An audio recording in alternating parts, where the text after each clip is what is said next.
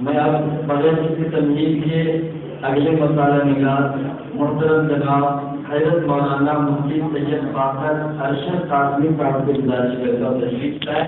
آپ کا عنوان ہے اقوام متحدہ اور تحفظ انسانیت ایک تنزیاتی مطالعہ۔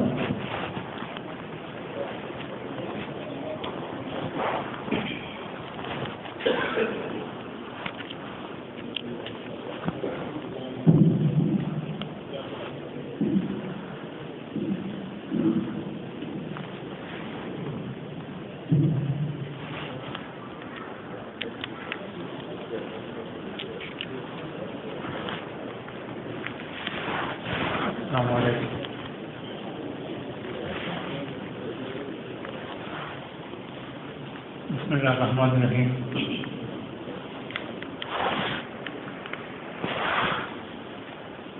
اقوام متحدہ اور تحفظ انسانیت ایک تجزیاتی مطالعہ میرا عنوان ہے۔ اس کا تفصیلی مقالہ 40 صفحات پر مشتمل ہے اور اس کی تلخیص بھی 6 صفحات پر ہے، لیکن میں یہاں پر وقت کی نزاکت کو دیکھتے ہوئے چند اقتباسات کو آپ کے سامنے برکتاً پیش کرنے کی اجازت حاصل کروں گا۔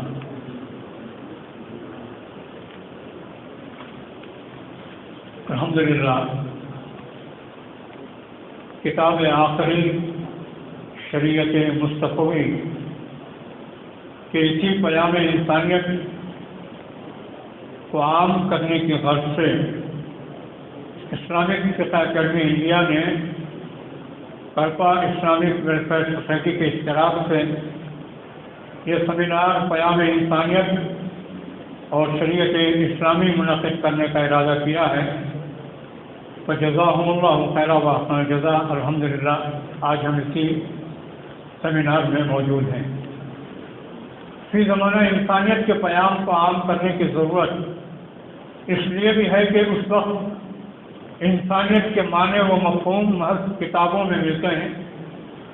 دنیا کی متمدن، مہذب و معلم ہونے کا دعوی محض کرنے والی قومیں اب انسانیت کے زینے سے اتر کر حیوانیت کی بستیوں میں سرگرداں ہیں اور اسی کو انسانیت کی معراج سمجھ بیٹھی ہیں۔ اخلاق، بھائی چارہ، رحم، محبت، وفا، خلوص ان کے لیے وہ الفاظ ہیں جو ناقابل عمل و بے اعتنا ہیں۔ اس کی جگہ اس وقت دہشت، ہراسانی، ظالمانہ طرز حکومت، تذلیل، تحقیر، ٹارچر، قتل و غارت گری، نفرت، عداوت، ناانصافی، فرقہ واریت جیسے مذموم عادات و خصائل سے آج کا انسان متصف ہو چکا ہے۔ عام آدمی کو درکنار صاحب اقتدار و صاحب حکومت بھی انہیں خصائل کو اپنے سینوں پر تمغوں کی طرح سجائے ہوئے ہیں۔ مقصد حیات سے، منصب آدمیت سے آج کا انسان کوسوں دور جا چکا ہے اور انسانیت سے بغاوت اس کی فطرت ثانیہ بن چکی ہے۔ اس کا نتیجہ یہ ہے کہ آج دنیا بھر میں قتل و غارت گری، بغاوت، دہشت گردی، ظلم سارے عالم میں عموماً خاص طور پر ہمارے ملک ہندوستان میں عوامی سطح پر خود صاحبان اقتدار، حاکمان وقت بلکہ اقتدار پر موجود سیاسی جماعتیں بھی ظلم، انسانیت کو اقدامات، ناانصافی و حق تلفیوں کی وکالت کر رہی ہیں۔ سماج دشمن اور نافذ، فرقہ واریت و فسقائیت کا ایجنڈا رکھنے والے افراد و تنظیموں نیز ملک کے سمیت طبقہ واری اور مذہبی دشمنی، نفرت و اختلاف کے تئیں اقدامات کرنے والی نام نہاد و دیش بھگت تنظیموں کی اور در پردہ کبھی کبھی کھلم کھلا تائید و موافقت آج کی حکومتیں کر رہی ہیں۔ جس کی وجہ سے سماج و معاشرے میں عدم تحفظ کا احساس، ناانصافی و ظلم کا خوف نیچے سے لے کر اوپر تک پنپتا جا رہا ہے، اور منفی و انسانیت کو انسانیت مخالف اقدامات کرنے والے شہزور ہوتے جا رہے ہیں، اور عوام بالخصوص اقلیتیں دن بدن کمزور و غیر محفوظ ہوتی جا رہی ہیں، چاہے وہ ماب لنچنگ کا معاملہ ہو یا حجاب کو ممنوع قرار دینے کا مسئلہ، چاہے وہ دیش دروہی اور ملک مخالف کے الزامات میں گرفتاریاں ہوں، یا پھر CAA یا NRC وغیرہ جیسے غیر منصفانہ اور یک طرفہ قوانین کا نفاذ ہو، ناکام کوششیں ہوں، چاہے وہ اقلیتوں بالخصوص مسلمانوں نوجوانوں پر دہشت گردی کا لیبل لگا کر ان کے مستقبل کو تعریف کرنے کے معاملات ہوں، یا پھر منصوبہ بند بم دھماکے ہوں جو اکثریتی طبقے کے سماج دشمن عناصر کے جانب سے ہوئے ہیں، یا پھر فرضی انکاؤنٹر ہوں۔ اس کے علاوہ عدالتوں میں کئی مقدمات جو اقلیتوں اور مسلمانوں کے خلاف، ان کے پرسنل اللہ کے خلاف، نیز ان کی مذہبی آزادی و شخصی آزادی کو ختم کر دینے والے فیصلے جیسے 3 طلاق کا مسئلہ، مطلقہ کا نام نفقہ کا مسئلہ یعنی مینٹیننس بل، ریپالک کا مسئلہ، متبنہ بل، بابری مسجد کا قضیہ، سروگیٹ مدر کا قانونی جواز کا مسئلہ وغیرہ وغیرہ، یہ سب ایسے واقعات و اقدامات ہیں جن سے ایک طرف انسانیت خطرے میں ہے تو دوسری طرف شہریوں سے ان کی شخصی آزادی، مذہبی آزادی، نیز آزادانہ بود و باش اختیار کرنے والے کے حقوق پامال ہوتے جا رہے ہیں۔ ملک میں دانشور طبقہ، قانون دان طبقہ برابر انسانی حقوق پر بات کر رہا ہے، ہیومن رائٹس کے حفاظت کی بات کر رہا ہے، مگر ملک میں ہو رہے ان اقدامات پر روک لگانے کے لیے کوئی ٹھوس ایجنڈا تیار نہیں کر رہا ہے، اور ادھر عالمی برادری ایک جانب اقوام متحدہ کے ہیومن رائٹس کا عالمی چارٹر پر حلف بردار ہے تو دوسری جانب انسانیت کی قدروں اور حقوق کو پامال کرنے والی طاقتوں سے مرعوب بھی ہے۔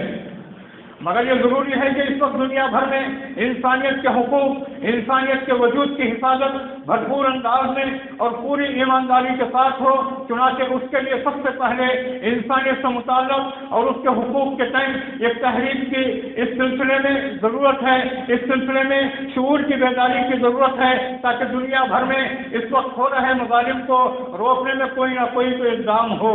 اسی سلسلے کی ایک کڑی انشاءاللہ اسلامک صفحہ کرنے کا یہ سیمینار ممید و معین ثابت ہوگا، اور یہ سیمینار اور اس میں پیش ہونے والی تحریریں دنیا کو ایک مثبت پیغام دے گی۔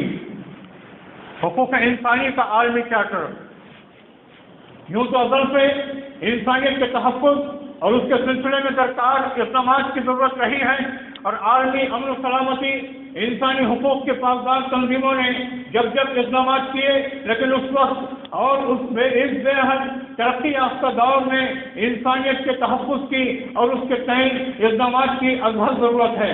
اس وقت دنیا میں ایک معنی میں کافی وسیع دنیا ہو گئی ہے، اور درمیان میں فاصلے بڑھتے جا رہے ہیں، ایک دوسرے کے خلاف شکوک و شبہات، بغاوت کے جذبات پیدا ہو گئے ہیں، نیز عدالتوں میں بھی روز از روز اضافہ ہی ہو رہا ہے۔ ایک طرف اقتدار کی ہوس، دوسری جانب دولت اور اوروں کو زیر کرنے کے لالچ نے انسان کو اس کی سطح سے اتنا گرا دیا کہ وہ ہمیشہ منفی طرز عمل اور خط و بغاوت میں مشغول نظر آ رہا ہے۔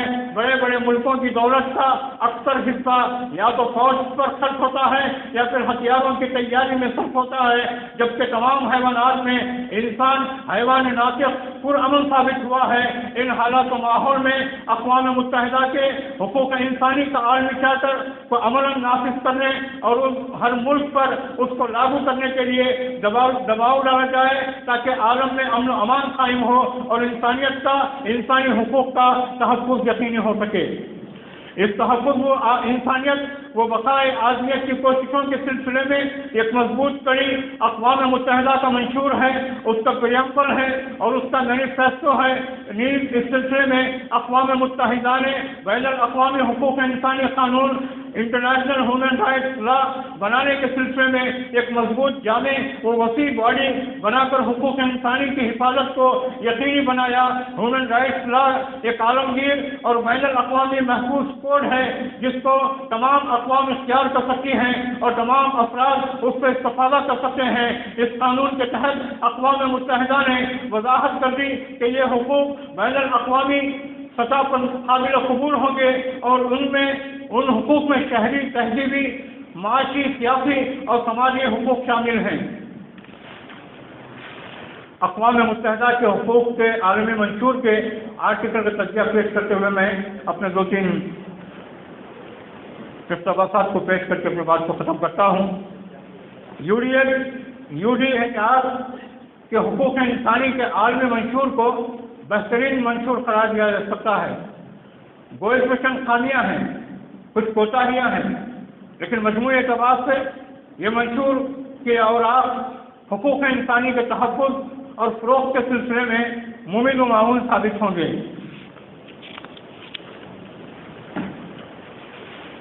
UDHR کا آرٹیکل نمبر 3 ہر ایک کو زندگی، آزادی اور شخصی تحفظ کا حق حاصل ہے۔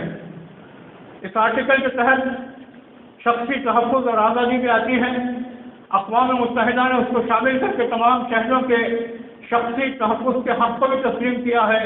چنانچہ اس کے تحت تمام شہریوں کو ان کے پسند کے لباس پہننے کی آزادی ہے۔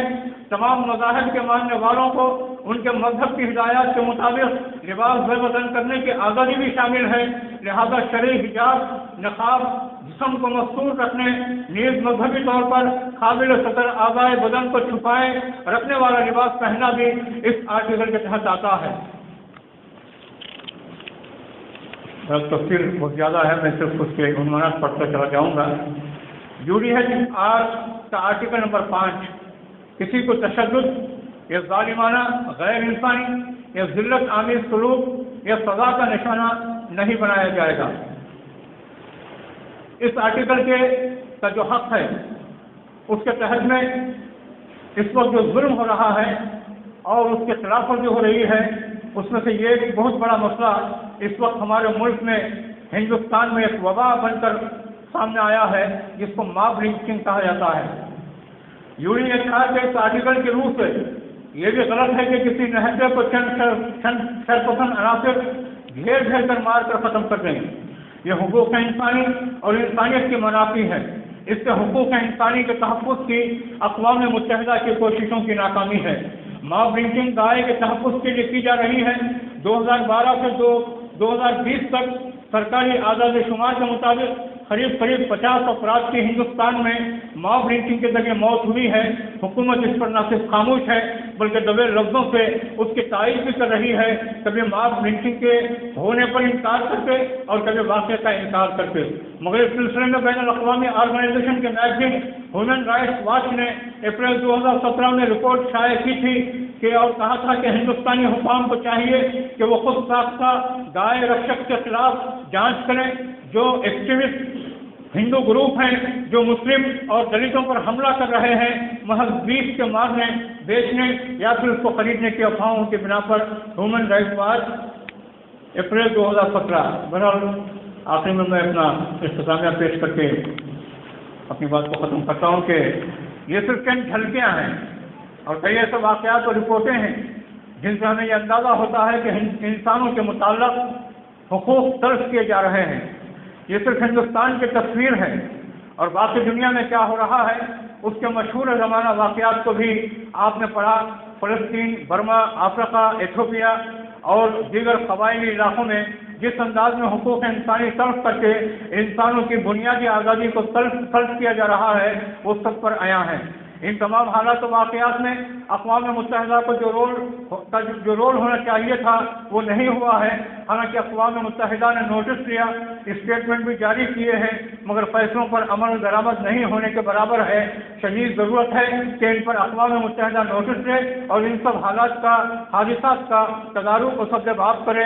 اس وقت دنیا کے حالات یہ ہیں کہ بے گناہ کو سزائے موت اور گناہ گار کو باعزت بری کے فیصلے صادر کیے جا رہے ہیں۔ ان حالات میں اقوام متحدہ کی ذمہ داری بنتی ہے کہ وہ متعلقہ ممالک پر دباؤ ڈالے اور حالات کے سلجھانے میں مؤثر اقدام کریں۔ اس وقت دنیا میں جہاں جہاں ظلم ہو رہا ہے، طاقتور چاہے وہ حکومت ہو یا چاہے وہ غیر حکومتی ادارے یا پھر نجی ادارے ہوں، کمزوروں پر عرصہ حیات کو تنگ کر رہے ہیں۔ جس کی لاٹھی اس کی بھینس والا معاملہ ہے۔ کمزور طبقات، اقلیتوں، نچلی ذاتوں کا دنیا میں کہیں بھی ٹھکانہ نہیں ہے۔ ان کی بنیادی آزادی کو سلب کیا جا رہا ہے، ان سے ان کے جینے کے آزادی کو اور رہائش کی آزادی، اظہار کی آزادی، مذہب کی آزادی، ہر طرح کی آزادیوں کے حق کو چھینا جا رہا ہے۔ حقوق انسانی کے تحفظ کے سلسلے میں اقوام متحدہ کے پاس نہ صرف کیڈر ہے بلکہ اس کے پاس اتنی طاقت ہے کہ وہ اس بل پر حقوق انسانی کا بلکہ انسانیت کا تحفظ کر سکے۔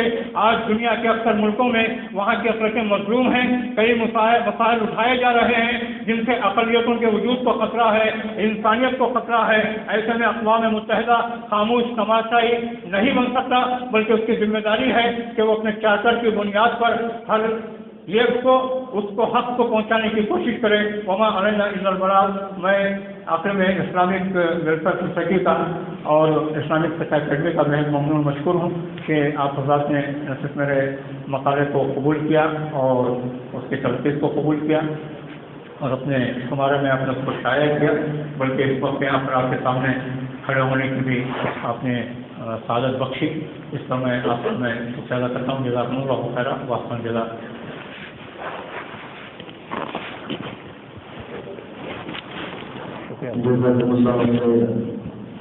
اب ہمارے اگلے مسالہ نگار ہیں محترم جناب حضرت مولانا مفتی سید اللہ قاسمی صاحب۔ میں حضرت تشریف لائے۔ آپ کا عنوان ہے